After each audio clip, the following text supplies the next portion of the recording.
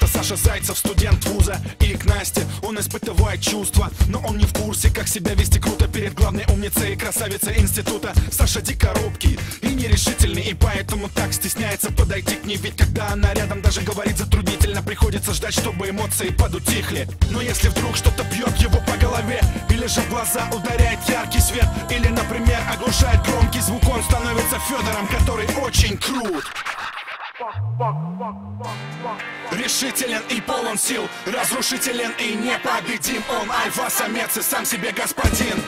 Зайцев +1. Им будут наказаны хулиганы, ему будет принадлежать сердце любимой дамы. Он точно будет в институте самым популярным.